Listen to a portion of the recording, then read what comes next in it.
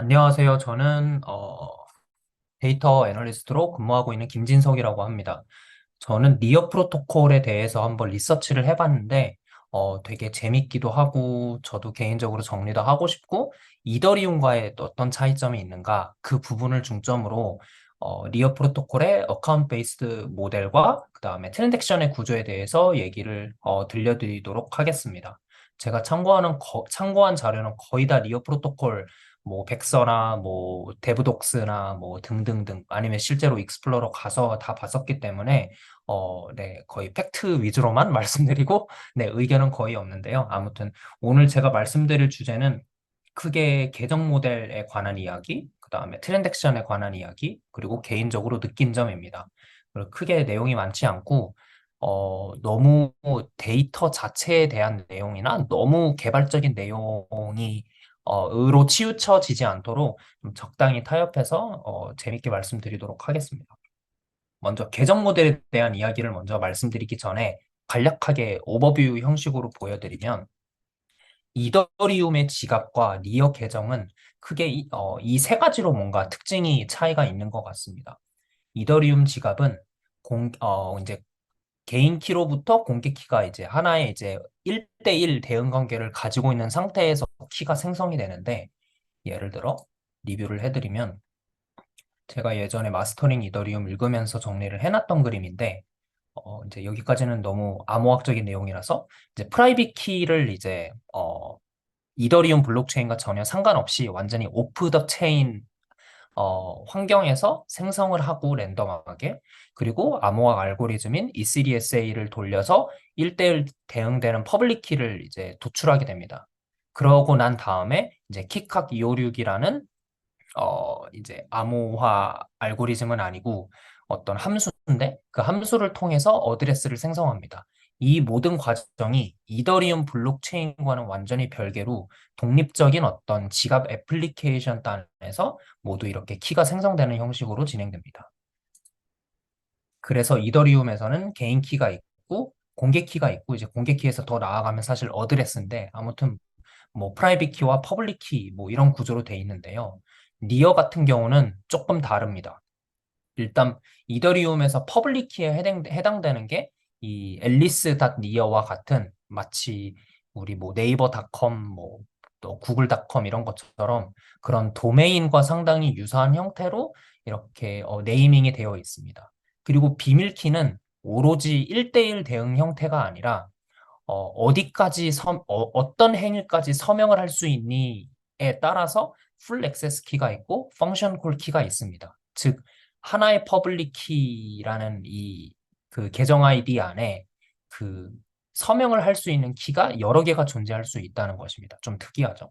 그래서 이더리움에서는 그 개인 키 자체만을 가지고 자기의 어드레스를 통해서 어떤 행위의 트랜잭션이든지 다 서명을 해서 트랜잭션을 발생시킬 수 있고 그리고 이거는 아까 말씀드린 것처럼 어드레스를 생성하기 위해서 이더리움 블록체인에 트랜잭션을 보내서 나 어드레스 생성할게 라는 요청을 날리지 않고 단순히 그 지갑이라는 애플리케이션 자체에서 마치 오프 더 체인 식으로 다 이제 비밀키부터 이제 퍼블릭키 어드레스까지 다 생성할 수 있습니다. 그런데 리어에서는 모든 것들을 리어 블록체인과 이제 API 통신을 통해서 어, 나 지금 계정 생성하고 싶어라는 이제 그 리퀘스트를 해야 됩니다.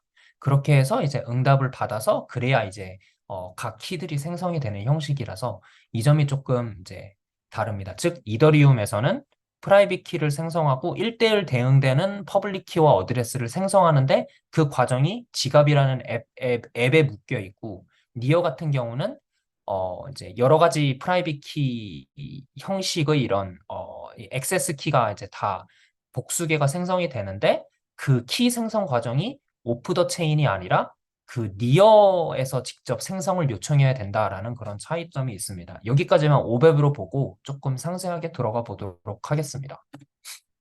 먼저 계정 주소 형태를 쭉 정리를 해봤는데요. 니어에서는 앞서 말씀드린 것처럼 이제 그 도메인 형식처럼 뭐 앨리스.near, 뭐 bob.near, 불파스.near, joshua.불파스.near 이런 형태처럼 인터넷 주소 형식으로 네임드 어카운트 형태로 돼 있는 게 있고, 두 번째는 여기서는 암시적 계정이라고 번역하던데 좀 이상하긴 하지만 그런 임플리시트 어카운트 형식의 또 그 주소가 있습니다. 그래서 먼저 가장 쉬운 임플리시트 어카운트 같은 경우는 비트코인이나 이더리움처럼 이제 유사한 이런 전통적인 그런 헥스 타입과 유사한 형태로 주소가 있고요. 그리고 네임드 어카운트 같은 경우는 그 도메인 네임 서비스하고 유사한 것처럼 혹은 그 이더리움 네임 서비스와 유사한 것처럼 그렇게 주소 형태로 되어 있습니다. 근데 좀 중요한 점은 불파스.ni어라는 주소가 생성이 되면 이 주소의 소유자가 이제 하위 도메인을 생성할 수 있는 것처럼 joshua.불파스.ni어를 생성할 수 있는 반면에 불파스.ni어라는 주소는 joshua.크레파스.ni어라는 주소는 생성할 수 없습니다. 뭐 이거는 뭐 네이버가 구글에 있는 서브 도메인을 생성할 수 없는 것과 마찬가지겠죠. 그래서 이 부분에서 제가 개인적으로 들었던 생각을 정리를 해보면 먼저 네임드 어카운트, 즉 도메인 형식으로 되어 있는 방식은 뭐 이거는 뭐 당연하겠죠. 지갑을 사용하는 최종 사용자의 UX를 향상시켜 줄 것입니다. 외우기 쉬우니까요. 그리고 ENS 같은 이제 이더리움에 있는 ENS와 같은 어떤 네이밍 서비스는 컨트랙트 계층에서 실행되는 반면에 니어의 네임드 어카운트는 프로토콜에 아예 이거를 구축을 해놨기 때문에 어떤 컨트랙트에 되게 의존적이지 않다라는 점에서 블록체인 입장에서 봤을 때는 조금 더 리스크를 줄일 수 있는 그런 형식일 것입니다.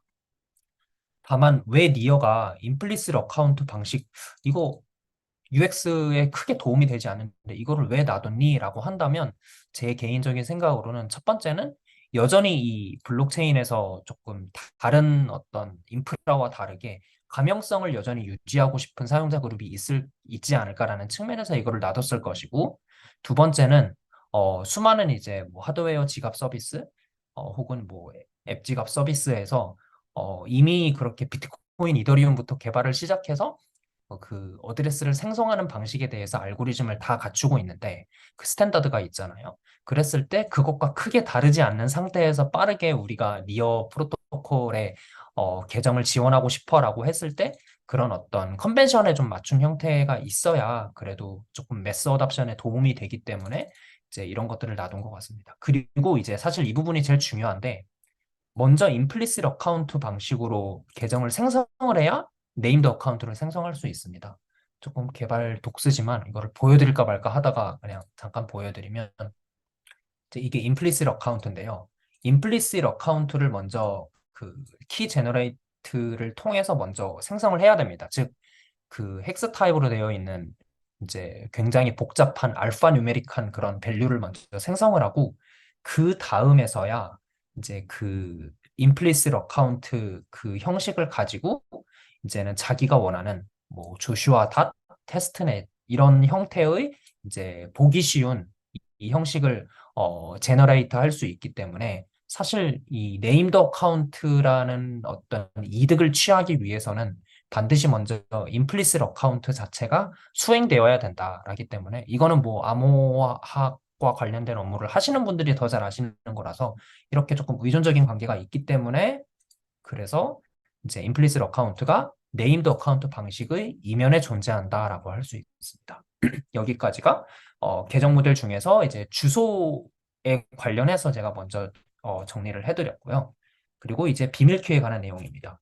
아까 말씀드린 것처럼 니어 프로토콜은 이더리움과 달리 1대1 대응되는 프라이빗 키만 있는 게 아니라 어떤 권한의 어떤 레벨에 따라서 여러 가지 키들이 존재할 수 있습니다. 가령 이 그림이 제일 직관적인데 어떤 퍼블릭 키를 이렇게 생성을 했다고 했을 때 이제 어디까지 서명을 할 수 있니라는 거를 통해서 뭐 풀 액세스 키가 있고 펑션 콜 키가 있습니다.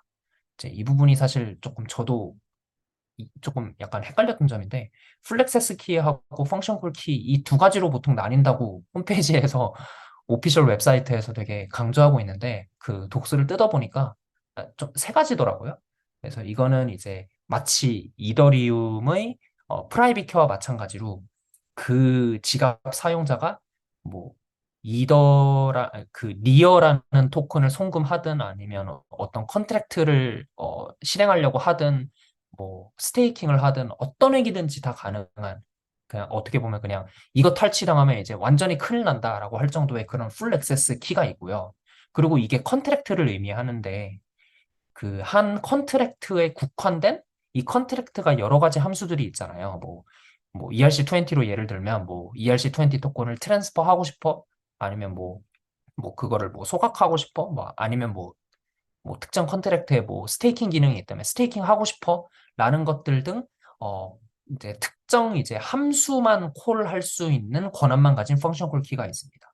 그리고 이거는 첫 번째 보였던 풀 액세스하고는 조금 다른 게 이 풀 액세스는 특정 컨트랙트 안에서만 모든 행위가 가능하다라는 점입니다. 즉 정리해드리면 크게 풀 액세스하고 펑션 콜 키로 나뉘는데 풀 액세스 키는 이더리움의 프라이빗 키와 같은 것처럼 어떤 행위든지 다 할 수 있는 풀 액세스 키가 있고 그 다음에 특정 컨트랙트 내의 함수들에 대해서만 모든 행위를 다 할 수 있는 그 어, 컨트랙트 의존적인 풀 액세스 키 총 세 가지가 있습니다. 그래서 먼저 풀 액세스 키를 말씀드리면 말씀드린 것처럼 해당 주소의 그 소유자가 어떤 종류든지 트랜잭션을 다 서명할 수 있는데 사용할 수 있습니다. 기본적으로 리어 프로토콜에는 그 트랜잭션으로 할 수 있는 일들이 어떤 종류가 있는가라고 했을 때 크게 8가지가 있는데요. 이거는 프로토콜에서 이 8가지로 딱 이제 리밋이 되어 있어서 이거 말고는 이제 어, 다른 종류의 유형은 트랜잭션을 수행하는 게 불가능합니다. 딱 8개입니다. 뭐 토큰 송금하기, 계정 생성하기, 계정 삭제하기, 그 컨트랙트 배포하기, 컨트랙트에 있는 뭐 여러 가지 함수 호출하기, 스테이킹, 그다음에 뭐 키 생성하기, 키 삭제하기가 있는데 계정 생성하기 같은 경우는 제가 아까 말씀드린 것처럼 오프 더 체인 식으로 계정을 생성하는 게 아니라 니어 블록체인 그 네트워크와 통신을 통해서 계정을 생성해야 되기 때문에 뭐 이런 트랜잭션 종류가 있는 거고요. 삭제로 할 수 있는데 조금 이따 말씀드리고 키 생성, 키 삭제되어 있는 것도 조금 이따 말씀드리겠습니다. 아무튼 풀 액세스 키가 있고요. 펑션 콜 키 같은 경우는 말씀드린 것처럼 특정 컨트랙트 안에서 특정 펑션들에 한해서만 그 요청을 할 수 있는 트랜잭션입니다. 즉, 이 말은 무엇이냐면 컨트랙트 레벨에서 교환되는 게 아닌 그 완전 네이티브 토큰인 니어 자체의 송금을 요청하는 것은 불가능합니다. 이 펑션 콜 키를 가지고 있는 사람은. 다만 이제 가스피 정도는 지불을 할 수 있는데요. 왜냐하면 컨트랙트를 실행하려면 반드시 사실 그 트랜잭션 피를 내야 되기 때문에 가스피를 이제 어떤 허용 최대 가능량 정도로 설정한 상태에서 가스피 정도는 리어로 이제 송금이 되는 형식이 있습니다. 그리고 이제 사실 그 가스피조차도 지불할 수 없도록 설정할 수도 있는데요. 그렇게 해버리면 실제로 트랜스퍼 같이 토큰 송금이 일어나야 되는 그런 것들 말고 단순히 밸런스가 얼마나 있니 아니면 이 토큰의 소유자가 누구니 정도로 블록체인의 이제 상태 변경을 이끌지 않는 그런 단순히 뷰 메서드라고 하는데 뷰 메서드 관련 펑션들만 호출이 가능합니다. 가스피가 안 드니까 이런 것들은. 그래서 왜 니어 프로토콜이 펑션 콜 키를 이렇게 굳이 이렇게 분리해서 만들었을까? 그 목적에 대해서 이제 니어 프로토콜이 강조하고 있는 것은 이 니어 프로토콜에 온보딩된 수많은 어떤 DApp들이 있을 것입니다. 게임도 있고 뭐 NFT 마켓도 있고 덱스도 있고 그 각 DApp들도 다 이제 프론트 단에 클라이언트가 존재를 할 건데 그 클라이언트의 펑션 콜 키를 전달함으로써 그 DApp이 뭐 사용자 마음대로 이렇게 뭐 어떤 권한 남용을 하지 않은 상태에서 그 특정 컨트랙트나 함수에 딱 제한된 권한만 가진 채로 이제 굳이 사용자를 지갑으로 왔다 갔다 시키지 않은 상태에서 더 훌륭한 UX 상태로 이제 컨트랙트 호출을 할 수 있는 환경을 조성하고 싶어서 조금 디앱 프렌들리한 그런 환경을 구축하고자 이렇게 펑션 콜 키라는 어떤 알고리즘을 구현을 한 것으로 보입니다. 이 부분은 네, 네, 그 펑션 콜 키하고 그 컨트랙트에 국한된 풀 액세스 키를 생성하는 방법인데요. 간략하게 이것만 살짝 보여드리면 이제 그 어떻게 쉽게 말씀드리지? 그 특정 컨트랙트에 국한된 펑션 콜 키를 생성을 하려면 이제 특정 컨트랙트는 뭐니 적어주고 어떤 메소드를 이제 어떤 펑션들을 실행할 수 있도록 허용해 줄 거니 그다음에 그 컨트랙트가 너 사용자를 대신해서 어느 정도까지 가스비를 지불할 수 있도록 만들 거니라는 것들을 이제 여기다가 적어서 이거를 니어 프로토콜에 보내면 펑션 콜 키가 생성되게 됩니다. 뭐 이런 과정인데 뭐 혹시나 해서 네 넘어갔습니다. 네. 그리고 추가적으로 락더 카운트라는 개념도 있었는데요. 이것도 조금 되게 재밌던데, 어, 앞서 제가 말씀드렸던 이제 딜리트 키라는 트랜잭션 중에서 딜리트 키라는 액션을 취해라는 어떤 트랜잭션 유형들이 있습니다. 이 딜리트 키를 통해서 락더 카운트를 개념이 이제 구현될 수 있는데 딜리트 키에서 특정 펑션 콜 키만 삭제해줘가 아니라 나의 모든 키들을 다 제거해줘라게 해준다면 그 어떠한 사람들도 이 어카운트의 트랜잭션 실행에 필요한 프라이빗 키, 즉 서명을 할 수 없는 상태가 됩니다. 즉 누구도 이제 컨트롤할 수 없게 되기 때문에 즉 이 말은 완전히 탈중앙화된 상태가 된다라는 것입니다. 그래서 만약에 이제 그 이더리움과 달리 리어 프로토콜에서는 그 EOA하고 CA라는 개념으로 나뉘는 게 아니라 그냥 어카운트를 생성을 하면 거기다가 코드만 살짝 올리면 바로 이제 컨트랙트로 또 될 수 있거든요. 그래서 어떤 사용자가 스마트 컨트랙트 계정을 만약에 배포를 한 상태에서 이제 조금 그로스를 시키기 위해서 이제 사용자들을 유입시키고 이제 뭔가 어떤 마켓으로서의 혹은 애플리케이션으로서의 뭔가 시장성이 만약에 확보가 됐다. 그런 후에 딜리트 키를 통해서 그 스마트 컨트랙트가 가지고 있는 모든 키를 제거를 하게 된다면 이제 그 누구도 스마트 컨트랙트를 통해서 함부로 이제 어떤 남용적인 행위를 할 수 없는 상태에서 인터널 트랜잭션, 즉 그 컨트랙트 펑션을 실행시켜서 컨트랙트가 내뱉는 트랜잭션만 발생하는, 즉 완전히 탈중앙화된 뭐 혹은 뭐 더 깊게 간다면 다오 형태의 컨트랙트가 이제 구현될 수 있다라는 어떤 환경으로 조정될 수도 있는 것으로 보입니다. 이거는 추가로 한번 가져와 봤습니다. 그래서 지금까지 계정 모델에 대해서 말씀드렸는데, 계정 모델에 대해서 조금 니어 프로토콜 이 재단이 우리는 이런 우수성이 있습니다. 라는 어떤 그런, 네, 자랑을 많이 했는데, 그거에 대해서 정확히 어떤 건지 사례를 살짝 보여드리겠습니다. 조금 복잡할 수 있는데, 이제 먼저 니어 프로토콜의 이런 계정 모델 특징을 알아보기 전에 일반적인 DAV의 어떤 트랜잭션 서명 아키텍처가 뭔지를 가져와 봤는데요. 음, 먼저 사용자가 이 클라이언트는 이제 DApp입니다. 뭐라고 할까요? 오픈C라고 할까요? 오픈C는 DApp이 아니죠. 오픈C가 아니라 유니스왑이라고 하겠습니다. 유니스왑 같이 이제 어떤 DApp 클라이언트가 있다면 사용자가 예를 들어 나 이 토큰 교환하고 싶어라고 어떤 버튼을 눌렀다라고 했을 때 버튼을 누르는 순간 이제 여기 보이는 네, 이 메타마스크 익스텐션이 갑자기 열리겠죠.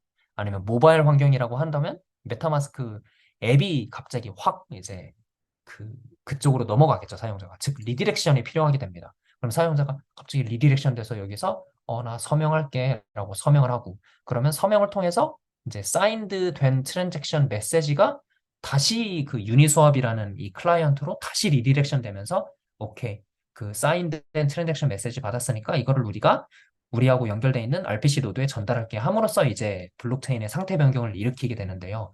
여기서 핵심은 그 뒤에 반에서 사용자가 머물면서 여기서 다 해결하는 게 아니라 이게 열리고 다시 또 이거 닫히면서 다시 또 클라이언트로 다시 또 리디렉션 되고 하면서 이런 이동의 어떤 UX적 불편함이 있을 것입니다. 즉 사용자 입장에서는 왔다 갔다 계속 해야 된다는 거겠죠. 어떤 퍼포먼 액션 하기 위해서는.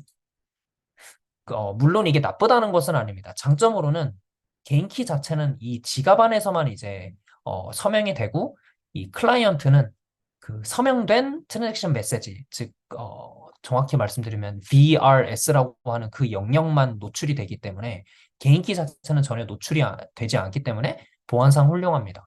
그렇지만 아까 말씀드린 것처럼 리디렉션이 어떤 액션 수행할 때마다 계속 왔다 갔다 해야 되기 때문에 사용자를 짜증나게 할 수 있을 것입니다. 이게 일반적인 DApp 트랜잭션 서명 아키텍처인데요. 리어에서 강조하는 거는 이제 그런 것들을 조금 우리가 UX적으로 개선할 수 있다라는 점입니다. 크게 두 가지로 나뉘는데 먼저 이제 그 클라이언트, 즉 유니스왑이 사용자를 대신해서 서명할 수 있는 아까 말씀드린 펑션 콜 키를 먼저 생성을 받아야 됩니다. 그런 다음에 그 키를 통해서 이제는 이제 완전히 그 클라이언트가 지갑 없이 계속 그 펑션 콜 키를 통해서 사용자를 대신해서 서명해서 바로 트랜잭션을 발생시킬 수 있는데요. 먼저 애드 키. 이거는 사실 뭐 UX적으로 뭐 전혀 달라지는 건 없습니다. 먼저 사용자한테 애드 키를 해줘라고 한다면 그 펑션 콜 키를 먼저 생성을 하기 위해서는 풀 액세스 키, 즉 사용자만 알고 있는 풀 액세스 키를 통해서 생성을 해야 되기 때문에 이때는 어쩔 수 없이 이제 이 메타마스크가 열리면서 이때는 이제 리디렉션이 발생을 함으로써 이제 클라이언트가 먼저 펑션 콜 키를 받아야 됩니다. 이때는 뭐 어쩔 수 없죠. 처음이니까. 근데 이 과정이 이제 막 완료가 돼서 클라이언트가 사용자를 대신해서 서명할 수 있는 펑션 콜 키를 가지고 있다라고 한다면 이제는 지갑이 사라졌죠. 이제 지갑 도움 없이도 클라이언트가 직접 이제 예를 들어 나 이거 송금하고 이거 교환하고 싶어라는 버튼을 눌렀을 때 이미 그 유니스왑이 사용자를 대신해서 가지고 있는 펑션 콜 키를 통해서 바로 서명을 해서 특정 행위에 국한된 트랜잭션을 이제 실행시킬 수 있게 됩니다. 그래서 이 부분이 이제 UX적으로 바뀌는 부분이겠죠. 그래서 여기까지 이제 계정 모델에 대해서 살펴보면서 니어 프로토콜의 어떤 키 구조라든가 뭐 어떤 계정의 구조에 관해서 UX적으로 이 D앱을 사용자가 사용함에 있어서 어떤 이득을 또 취하려고 꾀했는지 그런 것들을 요약해서 말씀드렸습니다. 이제는 트랜잭션 이야기인데요. 트랜잭션 또 들어가기 전에 오버뷰로 잠깐 보여드리면 어, 이것도 사실 뭔가 익스플로러라든가 데브독스라든가 아니면 화이트 페이퍼라든가 그런 것들을 살펴본다고 해서 이 그림이 보이진 않더라고요. 실제로 데이터를 봐야 이 구조가 이제 정확히 나와 있는데 실제로 뭐 이더리움도 마찬가지고 사실 이 부분이 되게 용어가 헷갈리는데 이더리움의 어떤 트랜잭션 구조하고 크게 다른 건 없습니다. 거의 그냥 차용했다라고 해도 과언이 아닌데요. 먼저 니어 프로토콜에서 지갑 사용자가 트랜잭션을 실행합니다. 그러면 이 트랜잭션을 이제 어떤 연산을 함으로써 어떤 연산 결과가 나오는데 그 연산 결과를 통해서 receipt이라는 즉 뭐 굳이 번역하면 영수증인데 영수증 번역이 조금 이상한 것 같지만 아무튼 이 영수증 형태로 또 나오게 됩니다. 그럼 이 영수증을 다시 한번 그 버추얼 머신이 연산을 함으로써 상태 변경을 최종적으로 이제 할 만한 어떤 그 어떤 변경 메시지들을 생성하게 돼서 이게 이제 블록에다 반영되게 되는 것입니다. 즉 중요한 것은 트랜잭션이 전부가 아니라 트랜잭션 안에 여러 가지 액션들이 있고 이 액션들을 통해서 여러 가지 리시트들이 발생이 된다. 즉 트랜잭션 하나 안에는 여러 가지 액션들이 있을 수 있고 각 액션에는 또 여러 가지 리시트들이 있을 수 있다. 그래서 중요한 것은 어, 니어 프로토콜의 어떤 트래픽을 만약에 어느 정도 수준인지 내가 보고 싶다. 아니면 내가 뭐 노드를 실제로 운영을 하고 있는데 그 노드가 뭐 실제로 어느 정도 트래픽을 가지고 있는지 보고 싶다라고 했을 때는 트랜잭션을 봐야 될 게 아니라 가장 작은 단위인 리시트를 봐야 됩니다. 이게 어떻게 보면 이 니어 그 실제 그 오피셜 독스에서도 말을 하고 있지만 트랜잭션이 최소 단위가 아니라 리시트 이게 최소 단위다. 즉 리시트 자체가 상태 변경을 이끄는 최소 단위다라고 실제로 표현을 하고 있습니다. 그래서 각각 이 트랜잭션하고 액션하고 리시트이 뭔지 가볍게 보여드리겠습니다. 먼저 트랜잭션 먼저 보시면 트랜잭션은 이제 가장 큰 단위이기도 하지만 결국 지갑에서 이제 생성하는 1차적으로 생성하기 위한 메시지라고 할 수 있는데요. 즉 이제 뭐 하위가 액션이니까 그 액션들의 집합이다라고 할 수 있는데 앞서 말씀드린 것처럼 트랜잭션이 그 스테이트 체인지를 위해서 존재하는 어떤 최소 단위는 아니다라고 할 수 있습니다. 뭐 가볍게 이렇게 보시고 액션은 아까 이거 살짝 보여드렸는데 기억이 나시겠죠?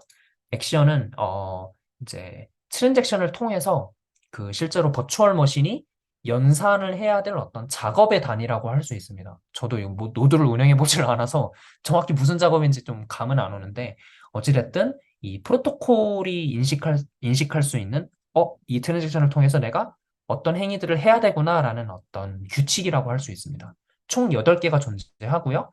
아까 보셨던 토큰 송금, 계정 생성 등등등, 키 생성, 키 삭제 총 8가지의 프로토콜에서 식별 가능한 8가지의 액션이 존재합니다.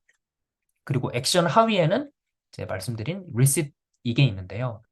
리셋은 연산을 본격적으로 시작하기 위한 상태 변경을 시키려면 그 상태가 어떻게 변동되는지 그 메시지들을 이제 다 만들어야 되는데 그 메시지들이 바로 리셋 안에 다 있다. 예를 들어 뭐 김진석이 뭐 지윤님한테 뭐 5니어를 보낸다. 그리고 김진석이 뭐 민호님한테 뭐 12니어를 보낸다라는 그 이게 뭐 A to B, A to C로 이렇게 각각 변동 내역들을 다 그게 리셋 안에 다 적혀 있다. 이게 최소 유닛이다라고 할 수 있습니다.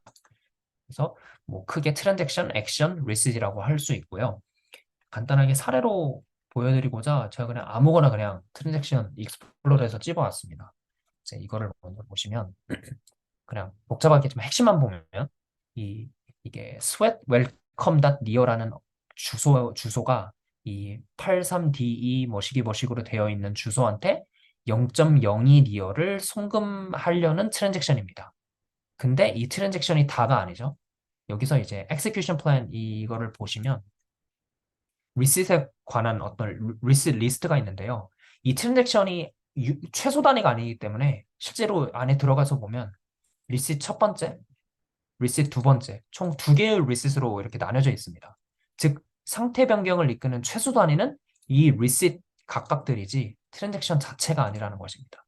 첫 번째 리셋은 아까 봤었던 이 sweat welcome.near가 83 모시기한테 0.02 니어를 송금하는 거 그대로 들어가 있습니다. 이거는 되게 단순한 트랜잭션이라서요.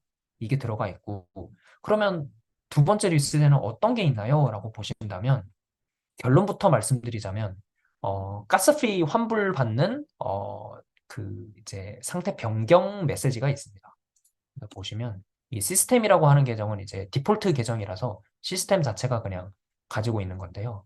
그 보통 이제 가스 리밋을 지갑에서 설정을 하고 그다음에 실제로 가스가 얼마나 사용됐니가 가스 유스도로 나오면 보통은 이제 트랜잭션이 석세스 된다면 가스 리밋이 가스 유스도보다 높기 때문에 그 나머지에 대해서는 너가 수수료를 나한테 더 줬잖아. 그러면 내가 다시 환불해 줄게라는 그 차액을 보내줘야 됩니다.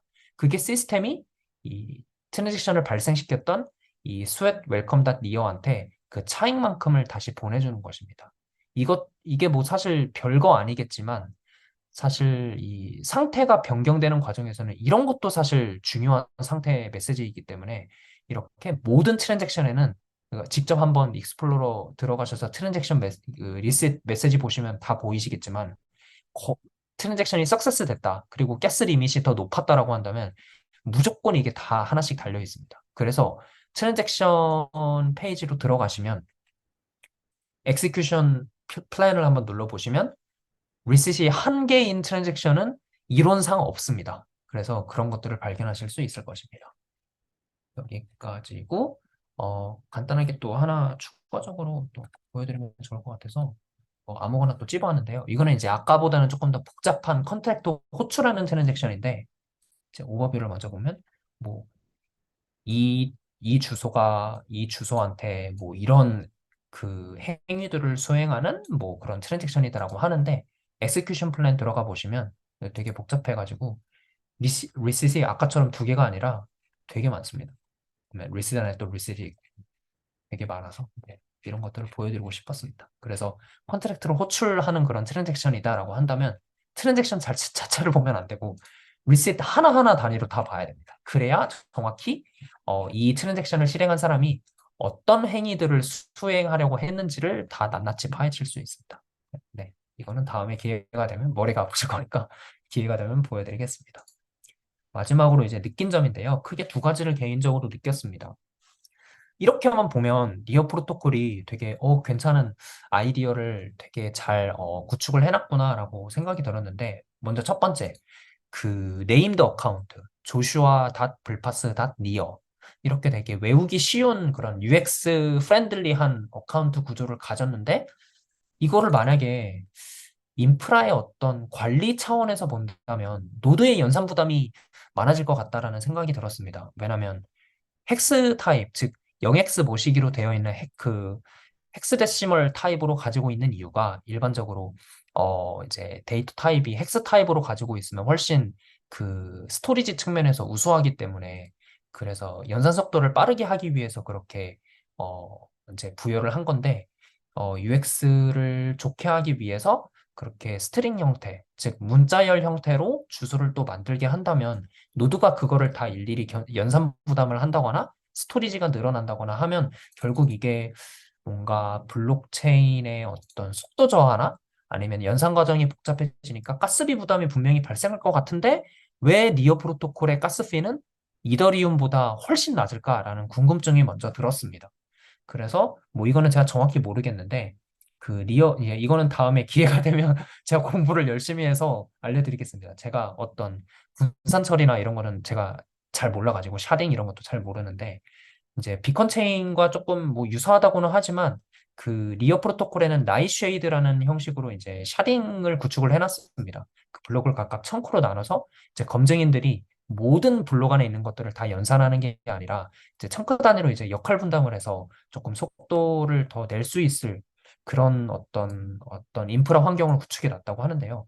이 방식을 통해서 가스피 부담을 확 낮춘 게 아닐까라는 그런 네, 그냥 생각이 들었는데 사실 이거는 제가 이쪽은 전혀 전문성이 없기 때문에 뭐 다음에 기회가 되면 제가 뭐 알아보거나 아니면 더 잘 아시는 분께서 답해 주시면 감사할 것 같습니다. 뭐 아무튼 이런 생각이 들었고요. 두 번째는 아까 보여드렸던 이제 키 생성 구조, 펑션 콜 키라는 그런 키 생성 구조를 통해서 이제 지갑으로 왔다 갔다 하지 않고도 사용자가 이제 잘 사용할 수 있다라고 했는데 뭐 사실 앞서 보신 것처럼 이 그 제일 처음에 그 펑션 콜 키 생성하는 과정에 대해서는 어쩔 수 없이 처음에는 이제 그 메타마스크 이게 팝업이 떴다가 이제 없어졌다가는 리디렉션 왔다 갔다 하는 과정이 필요할 거잖아요. 그래서 이게 뭐 어떻게 보면 완벽하게 이 UX를 치료하지는 않았다라는 걸 굳이 꼽자면 그 어떤 문제점이 있을 것 같고 그리고 이 과정을 그냥 이 과정에 국한된 게 아니라 그냥 처음에는 내 메타마스크가 아니라 이제 니어에 있는 어떤 지갑으로 와서 내 서명을 어, 처음에 거쳤는데 왜 그다음부터는 얘네가 이거 없이 얘네 마음대로 막 트랜잭션 서명을 하는 거지? 라는 오해가 생길 수 있기 때문에 특히 이제 저처럼 굉장히 깐깐한 사람이라면 처음에는 아까는 내 서명 거치더만 지금부터는 왜 너네 마음대로 실행하는 거니? 라고 하면서 이런 키 생성 구조를 전혀 모르는 최종 사용자 입장에서는 오히려 이제 분명히 VOC가 많이 들어올 수도 있다라는 생각이 들었습니다. 여기까지가 전부고요. 네. 네. 불파스 발표 여기까지 했는데 다음 뭐 또 내년이 되겠네요. 내년에 또 참석하게 된다면 또 재밌는 거 주제 찾아가지고 공부 열심히 해서 또 공유 드리도록 하겠습니다. 발표 여기까지입니다. 감사합니다.